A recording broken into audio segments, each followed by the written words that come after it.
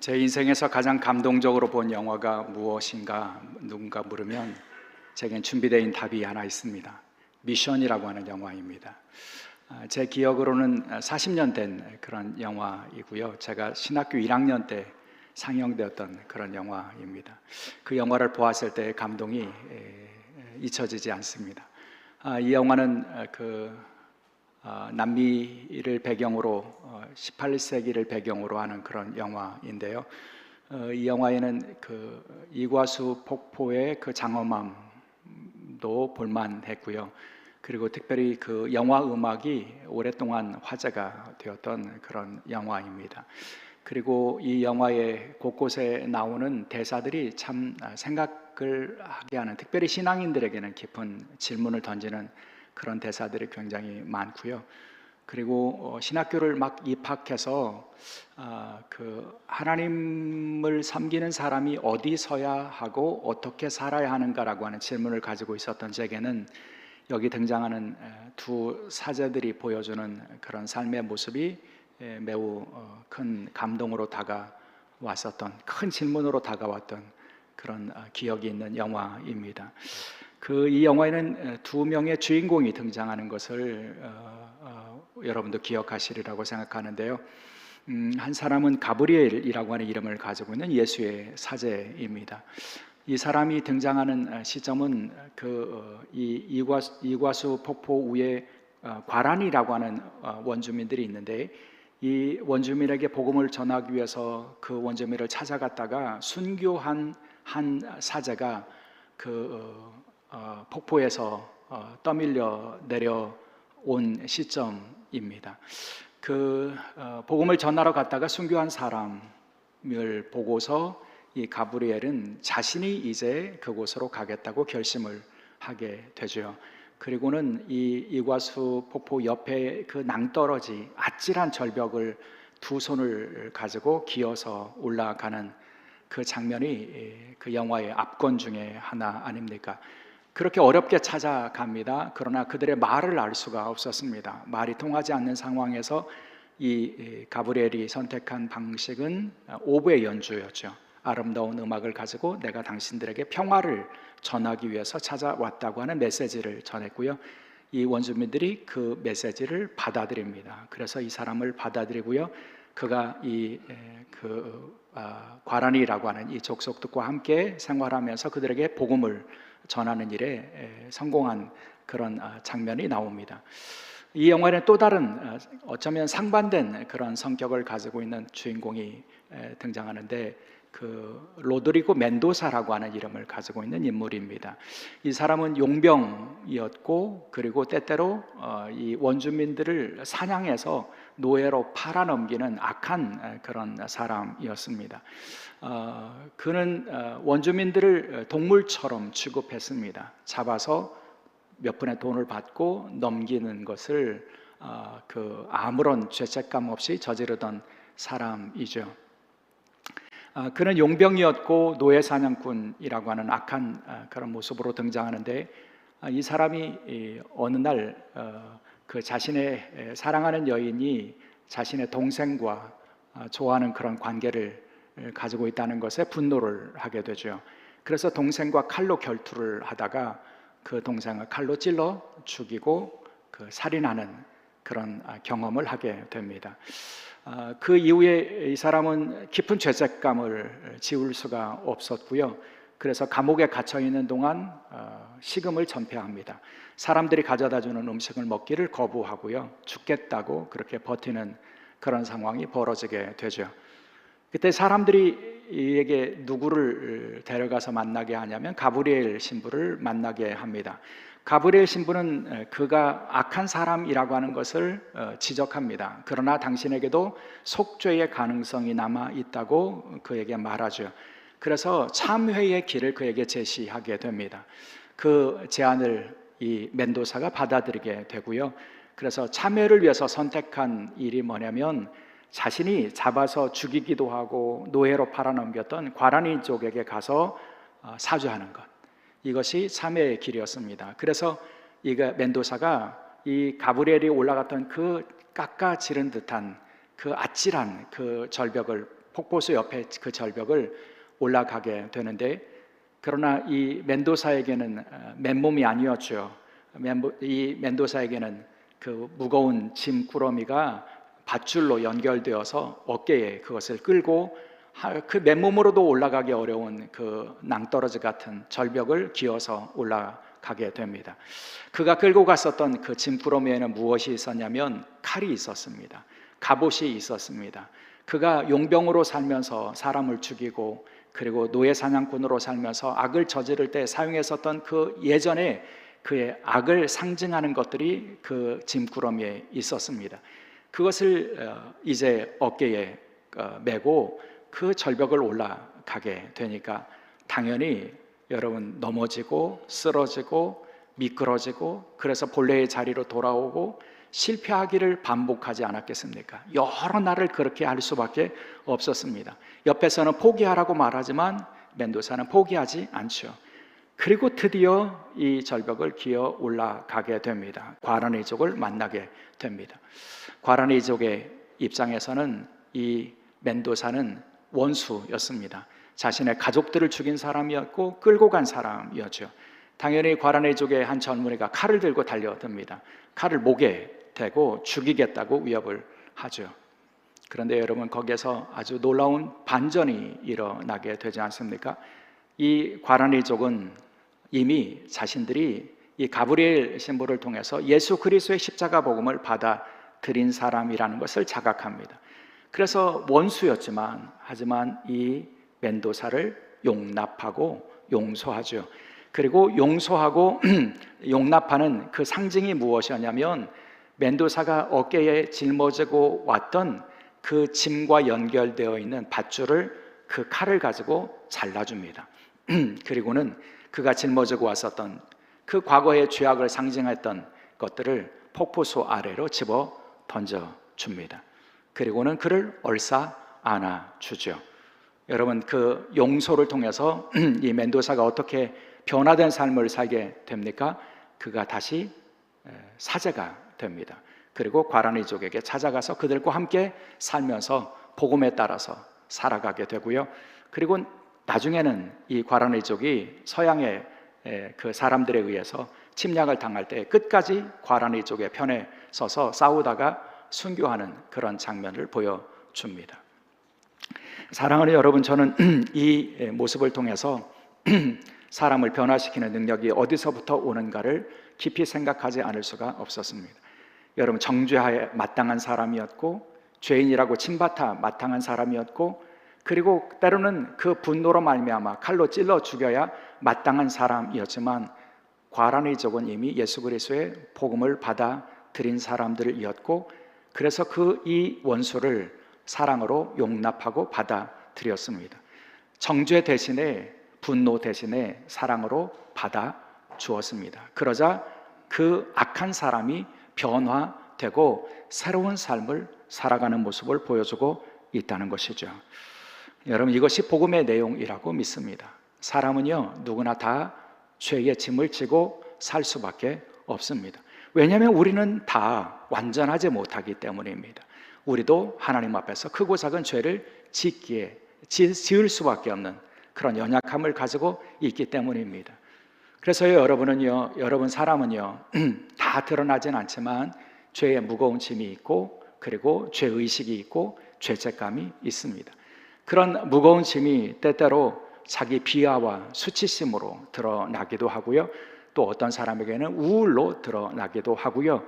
그것이 심해지면 여러분, 그 죄의 무거운 짐 때문에 영혼과 육체가 망가지는 것을 우리가 볼 수 있게 된다는 거죠.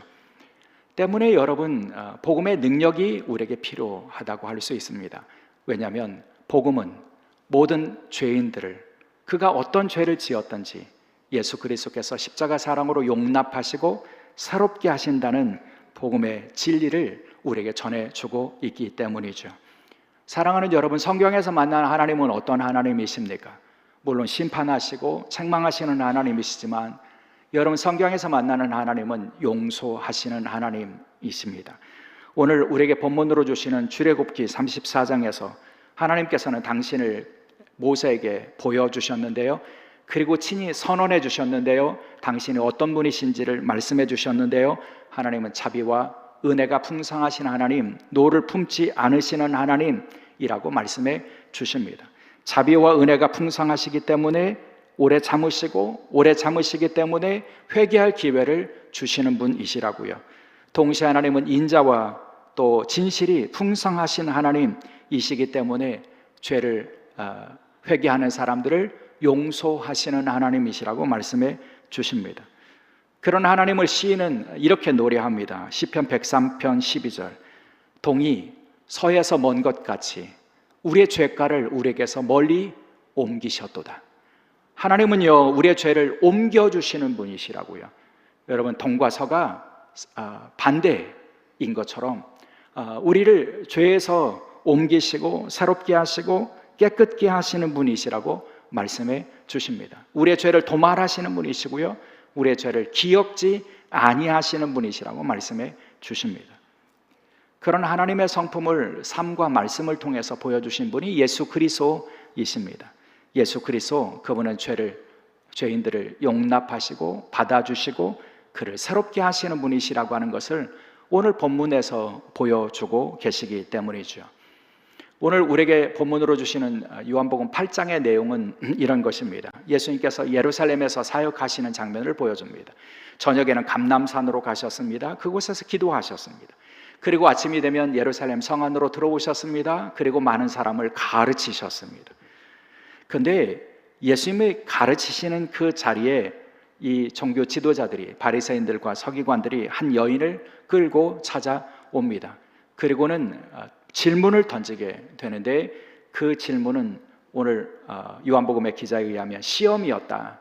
그리고 그를 예수님을 정죄하기 위해서, 곤란하게 만들기 위해서 만든 그런 시험이었다라고 설명하고 있습니다. 여러분, 가늠하다가 현장에서 잡힌 여인을 데리고 와서 어떻게 해야 합니까? 라고 질문하는 그런 상황을 이 종교 지도자들이 만들었다는 겁니다. 근데 생각해보면 이 장면은 상식적으로는 이해가 되지 않습니다. 왜냐하면 여러분, 이건 질문거리가 되지 않기 때문입니다. 유대 율법에 의하면 가늠하다가 현장에서 잡힌 사람은 돌로 쳐서 죽이는 것이 명확합니다. 이론의 여지가 없습니다. 그런데 그 여인을 그 자리에서 즉결 심판하지 않고 예루살렘 성전 앞에서 가르치신 예수님 앞에 데리고 왔다는 것도 이해가 되지 않고요. 또 가늠하다가 잡혔다면 남자도 있었을 것인데 왜 남자는 안 데려오고 이 여인만 데리고 왔는지도 잘 설명이 되지 않습니다. 의도적이라고 볼 수밖에 없다는 거죠. 이 종교 지도자들이 예수님을 곤란하게 만들기 위해서, 함정을 파고 올무에 걸기 위해서 만든 상황으로 보여집니다. 그런데 이 상황이 올무처럼 예수님을 곤란하게 만드는 상황일 수밖에 없었던 이유가 있었는데요. 고발할 조건을 얻고자 이런 상황을 만들었다, 성경은 말씀하는데, 고발할 조건이 되는 이유가 있었는데 그것은 그들이 가지고 있는 유대 율법과 당시 로마가 가지고 있었던 법이 달랐기 때문입니다. 유대의 율법에 의하면, 모세의 율법에 의하면 말씀드린 것처럼 가늠하다가 걸린 여인은 돌로 쳐서 죽이는 것이 율법의 내용입니다. 그러나 문제는 당시 이 유대가 로마의 통치를 받고 있었다는 거죠. 로마에게는 법이 있었고, 그리고 그 법에 의해서 판결받기 전에 죽이는 것은 로마의 그 권위를 대항하는 것처럼 느껴질 수 있는 그런 상황이었다는 거죠. 그러니 예수님에게 곤란한 상황이 되었던 겁니다. 이 여인을 어떻게 할까요? 질문에 대하여 예수님께서는 돌로 쳐 죽이라고 말하기도 어렵고 돌로 쳐서는 안 된다고 말하기도 어렵다는 거죠. 돌로 쳐 죽이라고 말하면 로마의 그 어떤 권한을 침해하는 사람으로 보일 수 있는 상황이었고, 죽이지 말라고 하면 유대 율법조차도 인정하지 않는 사람이라고 하는 낙인이 가능한 그런 상황이었기 때문입니다. 여러분, 예수님께서는 그 긴박한 상황에서 어떻게 해야 되는지를 묻는 이 상황에서 말씀하시기 전에 먼저 하신 일이 있었습니다. 그것은 몸을 굽히셨다는 겁니다. 그리고 손가락으로 바닥에 무엇인가를 쓰셨다는 거죠. 물론 예수님께서 몸을 굽히고 손가락으로 바닥에 무엇을 쓰시는 도중에도 주변의 사람들은 질문을 계속 쏟아 부었을 것입니다. 그래서 어떻게 해야 합니까? 라고 예수님께 질문하며 큰 소리로 외쳐 물었겠죠. 그러자 예수님께서 천천히 몸을 일으키십니다. 그리고는 그들에게 이렇게 대답하시죠. 7절 하반절, 너희 중에 죄 없는 자가 먼저 돌로 치라. 죄 없는 자가 먼저 돌로 치라. 여러분, 이 말씀은 무슨 의미를 가지고 있습니까? 너희들은 너희의 눈앞에 있는 명백한 죄인의 죄를, 그 죄가 돌로 쳐서 죽여야 될 그런 죄인지 그렇지 않은지를 판결하는 것에 관심이 있지만, 예수님은 뭐라고 말씀하냐면 먼저 너 자신의 죄를 살필 줄 알아야 한다, 이렇게 말씀해 주십니다. 먼저 죄 없는 자가, 자신을 살펴서 죄가 없다고 생각하는 사람이 그를 향해서 돌을 던지라. 예수님은 그렇게 대답해 주십니다. 짧은 대답을 던져 주셨습니다. 사랑하는 여러분, 이 장면은 시선의 전환이라고 하는 의미에서 중요한 가치를 가지고 있다고 믿습니다. 여러분, 시선의 전환이 사람들에게 필요하기 때문이죠. 우리는 늘 우리의 눈이 앞으로 바라보는 일에 익숙합니다.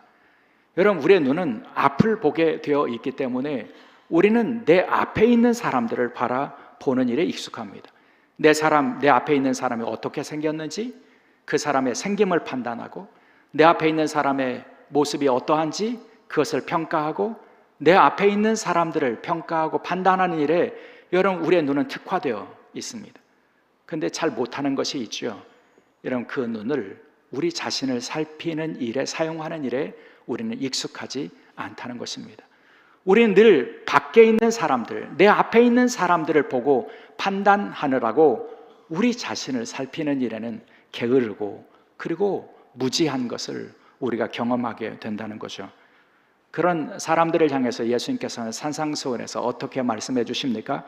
마태복음 7장 3절로 5절의 말씀, 어찌하여 형제의 눈 속에 있는 티는 보고 내 눈 속에 있는 들보는 깨닫지 못하느냐? 외식하는 자여, 먼저 내 눈 속의 들보를 빼어라. 그 후에야 밝히 보고 형제의 눈 속의 티를 빼리라. 여러분, 유명한 말씀 아닙니까? 형제의 눈 속에 있는 티는 보면서 자신의 눈 속에 있는 그 들보, 그 큰 들보는 보지 못한다고 예수님은 지적하고 계십니다. 그런 인생을 향해서 예수님 뭐라고 말씀하냐면, 내 눈앞에 있는 그 명백한 죄인, 돌로 쳐서 죽이는 것이 마땅하다고 너희들이 분노하고 그 죄를 정죄하는 그 대상을 바라보고 판단하는 것보다 먼저 해야 할 것이 있다. 너의 시선을 돌려야 한다. 어디로요? 너희 자신을 향해서. 너의 자신을 살펴서 죄가 없다고 생각한다면 돌을 던지라. 예수님께서는 그렇게 말씀해 주십니다. 그리고는 부언에 설명해 주시지 않습니다. 다시 몸을 굽히셨습니다. 그리고 땅에 말 없이 손으로 땅에 글씨를 쓰셨다, 이렇게 말씀해 주시죠. 여러분, 몸을 굽히신 예수님, 그리고 말없이 글을 쓰신 예수님의 모습을 통해서 예수님은 무엇을 말씀하시고, 그리고 어떤 의도를 가지고 그런 행동을 하셨을까요? 저는 예수님의 시선이 몸을 굽혔다라고 하는 이 사실을 통해서 전혀 다른 곳을 향하였다고 하는 사실을 주목하고 싶습니다. 여러분, 예수님은 질문을 받으셨습니다. 그때 서 계셨습니다. 여러분, 질문을 받으시면서 이 여인은 어떻게 할까요? 질문을 받으시고 그 여인을 바라보셨을 것입니다. 그리고 때로는 질문하는 사람을 향해서 눈을 들고 그 이야기를 들으셨을 것입니다. 그러나 예수님께서는 몸을 그 다음에는 굽히십니다. 여러분, 몸을 굽히면 우리의 시선은 어디에 가 닿냐면 땅에 가 닿습니다. 몸을 굽히면 내 앞에 있는 사람은 우리의 시선에서 사라지게 되어 있습니다. 우리 앞에 누가 있는지, 내 앞에 있는 사람이 어떤 모습을 가지고 있는지 더 이상 볼 수가 없습니다. 그저 아무도 없는 그 땅을 바라보는 것이 전부일 뿐이라는 거죠. 사랑하는 여러분, 예수님은 그렇게 하셨다는 겁니다. 예수님께서는 당신 앞에 있는 사람들의 죄를 다 아셨습니다. 이 가늠하다 잡힌 여인의 죄에 대해서도 아셨을 것이고요. 더불어서 예수님께서 아신 죄인들이 또 있었겠죠. 누구입니까? 예수님 앞에 이 여인을 끌고 와서 예수님께 질문을 던지는 사람들의 죄도 아셨습니다. 여러분, 예수님 앞에 이 여인을 끌고 와서 시험에 걸리도록, 올무에 걸려고 고발할 것을 찾기 위해서 이 여인을 찾아 데리고 와서 예수님을 향해서 질문하는 사람들이 누구입니까? 여러분, 그들은 예수님의 대적자 아니었습니까? 그들이 예수님을 향해서 어떻게 했습니까? 지금까지 예수님을 죽이려고 했습니다. 잡으라고 사람들을 보냈습니다. 하인을 보내서 체포하라고 명령했던 사람들입니다. 더군다나 이 어려운 시험의 상황에 예수님을 밀어넣고서는 예수님을 굴레에 걸리도록, 그래서 고발할 그런 조건을 찾기 위해서 악의를 가지고 예수님 앞에 질문하는 사람들입니다. 그러니 여러분, 예수님의 시선에서 이들은 얼마나 괘씸한 사람들입니까? 여러분, 분노가 솟아나지 않겠습니까? 저들이 왜 그러는가? 왜 나를 죽이려고 하는가? 왜 나를 향해서 이렇게 괴롭히는가? 여러분, 우리 주변에 그런 사람 만나면 분노가 솟아나지 않겠습니까? 좋은 말이 여러분 우리의 입에서 나오겠습니까? 여러분, 그것이 우리의 당연한 그런 감정 아닙니까? 그런데 예수님께서는 여러분, 그렇게 그 죄인들을 바라보시거나 원수를 바라보시거나 대적을 바라보시거나 하는 것을 멈추시기 위하여 시선을 전환하셨다는 것이 중요하다는 말씀이죠. 계속 바라보지 않으셨습니다. 그저 땅을 바라보셨습니다. 그런 동안 예수님께서는 거창한 설교도 하지 않으셨고, 너희들이 얼마나 중한 죄인인지를 지적하지도 않으셨고, 혹은 예수님의 신적인 권능을 가지고 너희 속에 숨은 죄를 내가 안다, 내가 너의 깊은 속까지 다 안다, 이렇게 그들을 겁박하지도 않으셨고, 그저 땅에 몸을 굽히시고 손가락으로 땅에 글씨를 쓰고 있는 동안 여러분, 그들에게 어떤 일이 벌어집니까? 그 자리에 살기등등하게 있었던 사람들이 한 사람 한 사람 그 자리를 떠나가기 시작합니다. 9절은 이렇게 말씀하죠. 그들이 이 말씀을 듣고 양심의 가책을 느껴 어른으로 시작하여 젊은이까지 하나씩 하나씩 나가고 오직 예수와 그 가운데 섰던 여자만 남았더라. 여러분, 사람들이 다 떠났대요. 살기등등했던 그 사람들이 다 떠났대요. 예수님을 고발하려고 그렇게 노력했던 그들이 다 그 자리를 포기하고 떠났대요. 여러분, 그런 변화가 어떻게 일어났습니까? 말씀드린 것처럼 예수님께서 당신의 권능을 가지고 그들을 꾸짖거나, 아니면 예수님께서 당신의 권능을 가지고 그들에게 감동적인 설교를 했거나, 그래서 그들이 견딜 수가 없어서 그래서 떠난 것이 아닙니다. 예수님 그저 한마디만 하셨을 뿐입니다. 너희 가운데 죄가 없는 사람이 먼저 돌로 치라. 돌을 칠 거면 너희 먼저 살펴야 한다. 너희 속에 죄가 없는지를 살피고, 그래서 죄가 없어서 나는 정죄할 만한 그런 권한이 있다고 생각한다면 돌로 던지라. 예수님께서는 한 말씀만 하셨죠. 그러나 그 말씀을 듣는 사람들 가운데 놀라운 변화가 일어나고 있었다는 거죠. 여러분, 양심의 가책이 그들에게 일어났다는 겁니다. 양심의 가책을 받은 이들이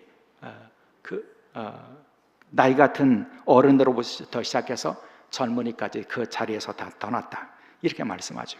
그리고 그 자리에는 예수님과 이 여인만 남았습니다. 그때 예수님께서 다시 몸을 일으키시고 이 여인을 향해서 물으시죠. 너를 고발하던 자가 다 어디에 있느냐? 여인은 대답하죠. 없나이다. 여러분, 이 여인을 정죄할 사람들이 다 떠나갔고, 이 여인을 죄인이라고 바라보던 시선은 이제 다 사라져 버린 상황입니다. 그때 예수님 뭐라고 말씀하십니까? 나도 너를 정죄하지 아니하노니 다시는 죄를 범하지 말라. 예수님은 당신도 정죄하지 않는다라고 말씀해 주십니다. 죄를 범하지 말고 새로운 삶을 살라, 이렇게 말씀해 주시죠. 사랑하는 여러분, 저는 이 오늘 본문의 말씀을 통해서 우리는 두 가지 측면에서 예수님을 만날 수 있어야 된다고 믿습니다. 하나는 예수님의 말씀을 우리가 주의 깊게 들을 필요가 있다는 거죠. 예수님은 장황하게 설교하지 않으셨습니다. 당신을 변론하기 위해서 여러분, 예수님께서는 이 대적자들 앞에서 당신의 의로움을 주장하지도 않으셨습니다. 예수님 하신 말씀은 오직 하나입니다. 너희 가운데 죄가 없는 자가 돌로 먼저 치라. 여러분, 그럴 때 어떤 역사가 일어났냐면 양심의 가책을 받은 이들이 그 자리를 떠나는 일이 벌어졌다는 거죠. 양심의 가책은 어디서부터 시작되었습니까? 자기 자신을 살피는 일에서 시작이 되었습니다. 여러분, 양심의 가책은 다른 사람들의 죄악을 살피면서 결코 일어날 수 없습니다. 자기 자신을 살필 때에 양심의 소리를 우리가 들을 수 있게 된다는 거죠. 하나님의 백성들에게는 양심이 중요한 역할을 합니다. 사도 바울은 양심의 역할과 기능을 이렇게 설명한 적이 있습니다. 로마서 2장 14절 15절. 율법 없는 이방인이 본성으로 율법의 일을 행할 때에는 이 사람은 율법이 없어도 자기에게 율법이 되나니 이런 이들은 그 양심이 증거가 되어 그 생각들이 서로 혹은 고발하며 혹은 변명하며 그 마음에 새긴 율법의 행위를 나타내느니라. 여러분, 율법을 듣기 전에도 하나님의 말씀에 따라서 하나님의 앞에서 의롭게 살아가는 길이 있다고 말씀해 주십니다. 그것이 양심이라는 겁니다. 하나님 모든 사람들에게 양심을 주셨는데 그 양심에 따라서 살아가는 사람들은 율법의 행위를 나타내는 사람이고 율법의 행위에 따라서 살아가는 사람이며 율법적인 의의를 가지고 있는 사람들과 같은 사람이라고. 그러니 양심의 소리를 들을 수 있어야 된다고 말씀해 주시는 거죠. 양심의 소리를 들어야 우리는 우리의 죄를 자각할 수 있습니다. 양심의 소리를 들어야 우리는 회개의 자리로 나갈 수 있게 됩니다. 그래야 우리는 하나님과의 관계가 회복될 수 있고 그리고 새로워질 수 있게 되는 거죠. 문제는 양심이 작동되지 않는 때가 있다는 겁니다. 모든 이들에게 하나님께서 양심이라고 하는 것을 심어주셨는데 근데 불행하게도 그 양심의 소리를 듣지 못하고 양심이 작동되지 않는 경우들이 있습니다. 습관적인 죄에 익숙해진 사람들입니다. 죄의 습관에 물든 사람들은 양심의 소리에 점점 무뎌지게 되어 있고요. 영적인 무지 혹은 불순종 이런 것으로 인해서 양심의 소리에 작동하지 않고 반응하지 않는 경우들이 있다는 겁니다.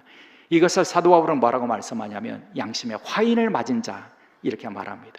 이미 타버렸다는 겁니다. 이미 감각을 잃어버렸다는 거죠. 그러면 회개의 가능성을 잃어버리게 됩니다. 하나님 앞에 나올 수 없게 되고 회복의 기회를 잃어버리게 되는 것이죠. 우리 시대에 여러분 문제 중에 하나는 영적인 문제는 하나는 양심이 무너지고 있다는 겁니다. 다 자기 의의를 주장하지만 실상 자기 자신의 죄와 허물을 바라보는 일에는 다 익숙하지 않습니다. 그래서 여러분 정치권이 그렇게 싸우고 있는 것이고 우리 시대가 이렇게 싸우고 있는 것이죠. 이런 시대에 하나님께서 우리에게 주신 양심의 소리에 귀 기울일 수 있는 저와 여러분이 될 수 있기를 간절히 바랍니다. 그래서 우리를 먼저 살피고 그래서 하나님 앞에 회개하고 하나님 앞에 정직하고 우리 속에 있는 위선을 버리고 겸손하게 하나님 앞에 새로워질 수 있는 믿음의 종들이 될 수 있기를 주의 이름으로 축원합니다. 동시에 여러분 주님의 말씀과 함께 우리가 주목해야 될 것은 주님의 행동이라고 할 수 있습니다. 어쩌면 주님의 말씀보다 우리는 주님의 행동에 여러분 주목해야 한다고 할 수 있다는 거죠. 오늘 본문에는 주님께서 반복하신 그런 행동이 나오는데요. 그것은 예수님께서 몸을 굽히셨다는 겁니다. 몸을 굽히시고 땅에 손가락으로 쓰시는 행동이 2번 나오고 있는 것을 보게 되죠. 요한복음의 기자는 분명하게 예수님께서 몸을 굽히시고 땅바닥에 글을 쓰시는 행동을 강조하고 있다고 볼 수 있습니다. 그것을 확인할 수 있는 것은 본문의 전체적인 구조입니다. 전체적인 구조에서 보면 본문은 이렇게 되어 있습니다. 예수님을 고발하는 사람들이 등장하고요. 그 고발하는 사람들의 말을 듣고 예수님은 아무 대답하지 않고 먼저 침묵하셨습니다. 그리고 다시 일어서셔서 아주 짧은 말씀을 너희 중에 죄 없는 자가 먼저 돌로 치라고 대답하시고 말씀하셨고요. 그 후에 다시 침묵하시고 그러자 그들 속에 자기 성찰과 양심의 가책이 일어나고 그래서 그들이 그 정죄하는 자리에서 떠나는 그런 역사가 벌어지고 있다는 거죠. 이 짧은 이 말씀 속에 예수님의 선언은 한마디 나옵니다. 그리고 이 말씀을 그 앞뒤에 받쳐주고 있는 것이 예수님께서 몸을 굽혀서 땅에 무언가를 쓰셨다고 하는 예수님의 행동이라고 하는 것이죠. 그렇다면 여러분 요한복음의 기자는 예수님의 이 행동을 강조하고 있다고 분명하게 우리가 알 수 있습니다. 여러분 만일 이 요한복음의 기자가 예수님이 땅바닥에 쓴 것을 강조했다면 뭐라고 썼는지를 기록해 주었을 것입니다. 그러나 성경은 2번이나 글을 쓰셨음에도 무엇을 쓰셨는지에 대해서는 이야기하지 않습니다. 그저 글을 쓰셨다, 그것도 2번이나 반복해서 쓰셨다 이렇게 말씀하고 있다는 거죠. 그렇다면 예수님은 왜 그렇게 하셨을까요? 예수님의 그 행동에 무슨 의도가 담겨 있을까요? 저는 그것이 예수님의 침묵이고 그리고 멈춤이라고 읽고 싶습니다. 예수님께서는 대답하셔야 될 때에 말씀하지 않으시고 침묵하셨습니다. 사람들이 대답해 보라고 외칠 때에 말씀하지 않으셨습니다. 당신을 압박하는 그 원수들을, 그 악인들을 향해서 분노를 쏟으시거나 그리고 핏대를 높이시거나 그렇게 하지 않으셨습니다. 침묵하시고 또 침묵하셨습니다. 동시에 예수님께서는 판단을 멈추셨습니다. 다른 이들을 향해서도 판단하지 말라고, 너희 가운데 죄 없는 사람이 돌로 치라고, 너희 자신을 먼저 살피라고 판단을 멈추게 하셨을 뿐만 아니라 예수님 당신도 판단을 멈추셨습니다. 예수님 앞에 있는 여인에 대한 판단을 멈추셨고, 예수님 앞에 당신을 괴롭게 하고 올무에 걸리려고 하고 시험에 들게 만들고 예수님을 향해서 죽이려고 하고 대적하는 이들을 향한 판단도 예수님께서는 멈추셨습니다. 그들을 바라보지도 않으셨습니다. 그저 땅을 바라보고 계셨을 뿐입니다. 사랑하는 여러분, 이런 예수님의 행동이 오늘 저와 여러분의 지혜가 될 수 있기를 주의 이름으로 축원합니다. 우리는 정죄할 사람들이 많이 있습니다. 우리는 분노해야 될 대상들이 있습니다. 우리는 판단해야 될 사람들이 많이 있어 보입니다. 여러분, 나와 생각이 다른 사람들을 향해서 우리는 판단합니다. 우리와 입장이 다른 사람들을 향해서 판단합니다. 정죄합니다. 우리 이웃 가운데서 악한 말을 하고 악한 행동을 향해서 손가락질을 하고 비난하고 비판하는 일에 우리는 익숙합니다. 그러나 그 전에 우리는 예수님처럼 멈춤해야 될 필요가 있지 않겠습니까? 바라보는 것을 멈추고, 판단하는 것을 멈추고, 말하는 것을 멈추고, 침묵과 멈춤을 통해서 하나님께서 개입하시고 하나님께서 일하시는 것들을 기다릴 필요가 있다는 말씀이죠. 그리고 우리 곁에 있는 이들을 향해서 조용히 그렇게 말하면 됩니다. 나도 너를 정죄하지 않겠노라. 너의 죄를 내가 안다. 그러나 너를 정죄하지 않겠다. 그러니 새롭게 살아라. 죄를 짓지 말아라. 그렇게 말할 수 있는 지혜와 또 믿음의 지혜가 우리 속에 있기를 원합니다. 그래서 우리를 통해서 새로움의 역사가 일어날 수 있기를 소망합니다. 그 죄인이었지만, 원수였지만 그 로드리고 멘도사를 위협하던 칼을 가지고 도리어 그의 무거운 죄짐을 끊어주고 그를 끌어안았던 그 과라니족, 그들의 모습을 통해서 한 인생이 새로워졌던 것처럼 우리를 통해서도 누군가가 새로움을 경험하는 그런 하나님의 도구로 살아갈 수 있기를 주의 이름으로 축원합니다. 기도하시겠습니다. 주님, 정죄보다는 사랑으로 받아주시고 비난과 비판보다는 용납하시는 주님의 사랑을 통해서 새로움이 있었던 모습을 제가 기억하기를 원합니다. 주여, 저희를 그렇게 사용하여 주셔서 저희를 통해서도 주님이 이루시는 회복과 새로움의 역사가 나타날 수 있도록 주여, 저희를 주의 도구로, 회복의 도구로 사용하여 주옵소서. 감사하며 우리 주 예수 그리스도의 이름으로 기도드리옵나이다. 아멘.